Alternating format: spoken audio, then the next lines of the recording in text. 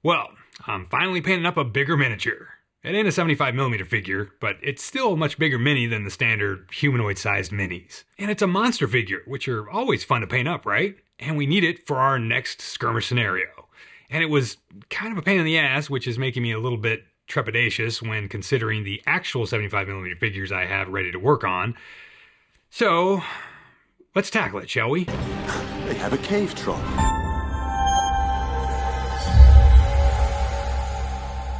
Greetings, good humans, and welcome to Tabletop Alchemy, where sometimes we're painting up a troll for Silver Bayonet.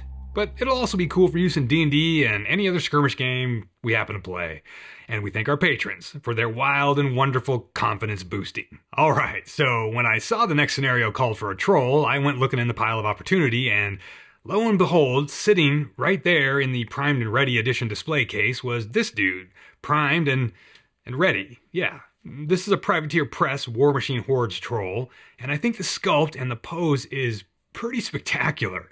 It's got a great sense of movement, right? Now, you'll notice that I didn't fill in the gaps or sand out the joints where I glued this guy together back when I was apparently feeling very lazy, as opposed to nowadays when I'm hardworking and nose to the grindstone every minute of the day. Anyway, we're not going to dwell on those little details. We're going to turn those frowns upside down and just have some fun. What? I wrote those words. I wrote them, and I said them. All right, let's just get into it. So, apparently I primed up a handful of monster minis at one point with this Blue Shadow Zenithal. I was probably thinking I was going to paint this guy white or something like that. But hey, this one got primed, like 4 years ago. So, long-term memory isn't one of my higher tier skills. Now, this model is pretty big, relatively speaking, and so some camera adjustments were necessary, and it's also pretty unwieldy for painting, not even counting the camera issue, just holding on to it and trying to get around it with the brush. Anyway, like I mentioned before, it makes me a little hesitant about going into painting some of those 75mm figures I got from Etsy. And I could see busts being easier to paint versus whole figures now, and I don't know. We'll see how it all goes. My plan, really, that's an exaggeration, was to go with this sort of white skin idea, but I really wanted to try to up the contrast this time around. I'm constantly thinking about that now, right? Upping the contrast on my miniatures. So I figured I was going to need some healthy shadows, but since it was already very white from the primer, I thought I should shade it down rather than try to highlight it up, because there's not really any way to highlight it up when it's already bright all over. Anyway, so I started with this light gray express color. And then the blue undercoat started to mess with me right away, because putting light gray transparent paint over the darker areas didn't make much sense. So when I got to those spaces, I added some Space Wolves gray to the express color to darken it up a bit. And then it was still too light, so I darkened it up some more. The issue, of course, is that the lighter color transparent paint is doing what it's supposed to do, which is running into the recesses and then drying lighter than the raised areas, because these areas are darker than the paint I'm putting on, which is not the right look for shadows, right? So I just kept messing around with it, slopping paint here and there, and generally feeling ill at ease the whole time. Our hobby's fun, right? I mixed up a little reddish brown for the mouth cavity and the teeth and etc. And here's where the size and dynamic pose of this model really started getting in its own way. I see a lot of painters on YouTube manhandling their minis as they paint, like holding the mini itself in their hands, like not just the paint handle. That never works for me. I don't think I have like oily hands or anything. I mean, to be honest, my hands are often too dry. And anytime I hold a mini by the mini itself, I end up rubbing paint off. Every time. That's why I use my favorite condiment cup painting handles, but I often wonder just how all these other painters are able to hold their painted minis without rubbing the paint off. I don't understand that. Anyway, I went in with traditional white acrylic paint to highlight up the almost white zenithal coat, and I just liked pretending to be one of the master painters on YouTube that I watch. I don't know what I'm doing. I'm just swishing the brush around and sort of scuffing white paint here and there, because that's what it looks like when the masters do it. So, I was just having fun pretending. And there's so much acreage to cover on this massive miniature, but it also has a lot of defined detail. So it was still fun to just keep hitting raised areas, even though I kept thinking, dude, there's so much of this model to paint like this. I wanted to see some visual progress, so I painted the spinal spines in basilicanum gray, knowing I'd be going back to highlight them with brighter colors afterward. You can see here I used the mouth interior brown to base all the fingernails and toenails and giant mouth tusks.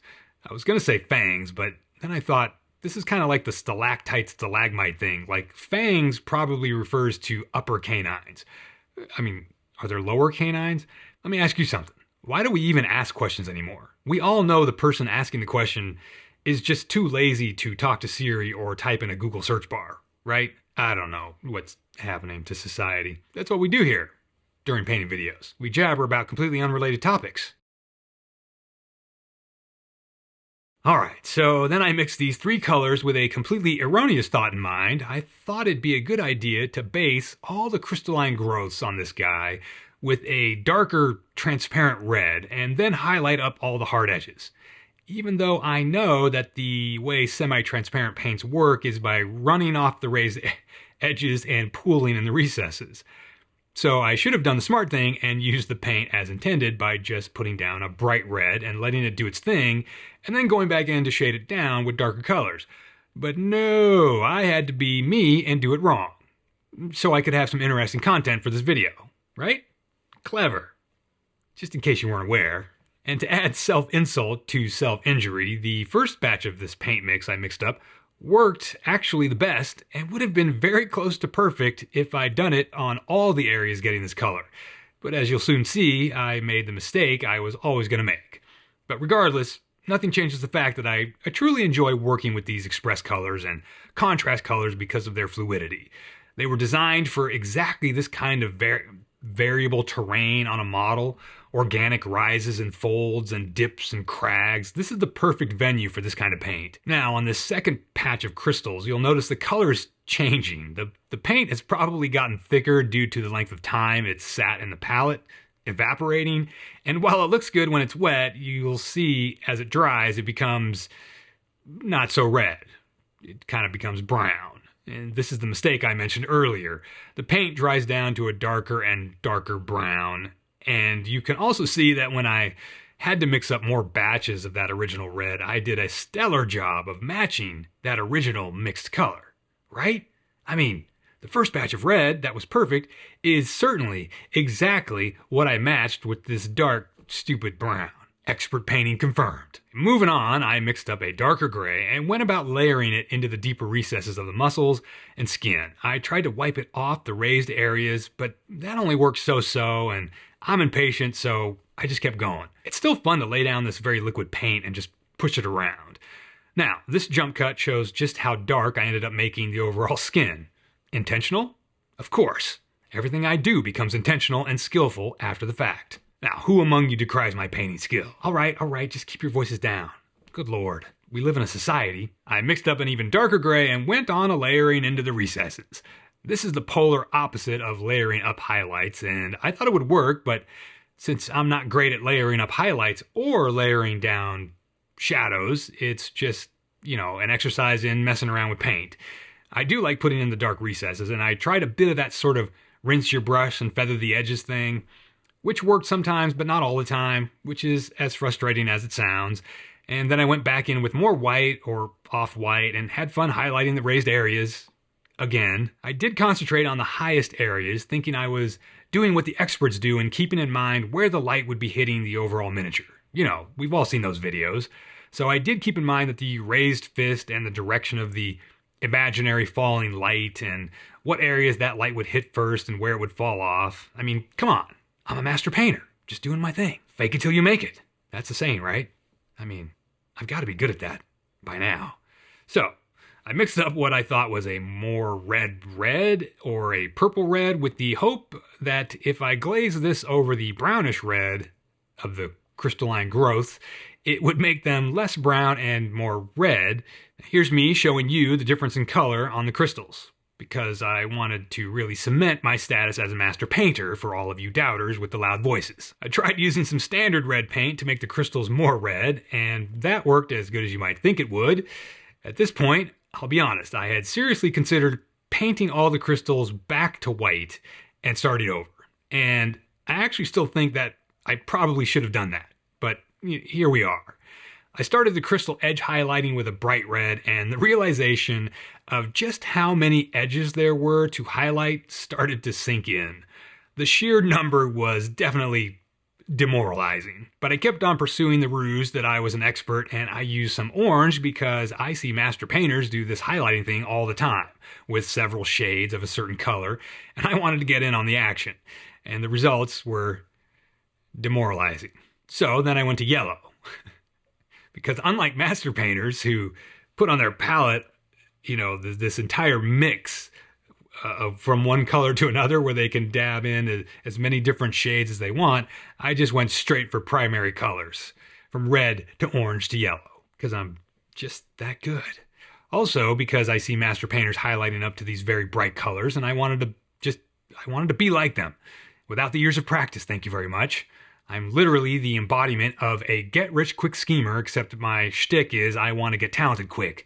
And I'm going to try every scheme out there to achieve that. Except, just like the get-rich-quick schemers, I'm not going to try the one and only provably successful method of intense practice and hard work. That method is for losers. Dang it, this video script has gotten out of hand. I apologize. Alright, for some reason I went with this darker red, even though Vallejo calls it a purple, it's really a scarlet, to darken the middles of some of the crystals. I say some because the sheer number of them, again, was still demoralizing. Now, I wanted to paint up the spines. I had put the dark contrast paint on, and I wanted to add in some new color to the models so it wasn't just all gray. So I found this kind of yellowy brown in my paint box. Yes, it is a weird color. And I went with it, figuring I'd highlight it with a more standard bone color in the end. Even this was kind of a pain to leave the dark recesses in there, in between each of the spines. It meant I had to be careful on each of the ridges and everything, and of course, being careful is, of course, one of my strong suits. I used a sandy color to pick out the teeth and tusks, pretty standard process. No imagination needed for this highly fantastical monster, right? Let's not get crazy. We don't need to work harder than we have to. And I used the same color to highlight the spinal spines because of that whole let's work less and not harder thing. That's the saying, right? Let's work less and not harder. I went in with a white to add tippy-top highlights to the spines because, again, that's what I see master painters do. So, something, monkey see, monkey do. Anyway, then I went in with some army painter wash, I think, to darken down the bases of the spines. I say I think because I don't know exactly what I used, but because it's in the palette, it's probably not a Citadel wash because I use those out of the pots mostly. Now, this giant troll has a modesty loincloth, which I found endlessly entertaining to think about how a troll would come up with tying on this bath towel fabric and wondering from where or what it had actually ripped this large chunk of fabric from. My thought was either a military tent or maybe a boat's sail. I don't know. You should tell me where you think this troll got his bath towel. That might make for some interesting comments and discussion. Really, I was trying to come up with what this bath towel's color should be, and I wanted something that didn't clash with the overall troll color, so any vibrant color seemed like it would be a bad idea because it would draw attention away from the troll itself. And after a couple of hours worth of deliberation, I decided to go with a standard canvasy color. Super imaginative. And then I did the master painter thing of putting down some highlights, trying to keep the paint really thin and build up highlights, but again, building up highlights is demoralizing and I'm impatient. Also, the bath towel is becoming very close to the spinal spines color, but it is what it is. I had to decide what color to shade the towel with, and I was going to go with Agrax Earthshade, but thought that maybe that might end up just being too brown overall, so I went with the more purpley Targor Raid shade, just to go with a cooler tone than warmer, and I even tried to keep it off the raised areas and strategically put it in the recesses. Again, success is in the mind of the beholder. And then I went back with a more diluted bit of the Raid shade and sort of bulked up the deepest recesses. I may have hit the raised areas again with the highlight color prior to this, but since I didn't record it, I don't actually remember if I did or what I may have done between those two steps, if anything at all. So I'm very professional. I keep track of what I do all the time, and I know exactly what I'm doing all the time. To be contrasty with the skin tones of the troll, I went in with green and blue tones for the rocky rocks on the base. And then I did a dry brush of light gray off camera, of which there's visual evidence right here, so I know I did it. And then I used these 3 shades to douse the base in washes with. That sentence is not constructed correctly, but we're not going to care, and we're just going to move on. The final step, after adding a couple of tufts, which is a prerequisite of course, and some flocking around the base, was to put down a coat of AK Ultramatte, and I did it this time with a brush, because I only had this one mini to flat coat at this moment in time, and was much too lazy to break out the airbrush for just one mini. So I declared it would be a good test of brushing the matte coat on manually, just to see what it was like, because I haven't brush coated this particular product yet, and it seemed to work fine. And this is the Troll in all its glory and weathered up bath towel. Overall, it's okay. Totally usable on the table for sure. I just always think I'm going to get better at painting, and I don't know, it was fun to do, which is all that really matters. I did at the last moment pick up my triple aught brush and use some red ink to paint in those little burst capillaries in his eyeball, just for fun.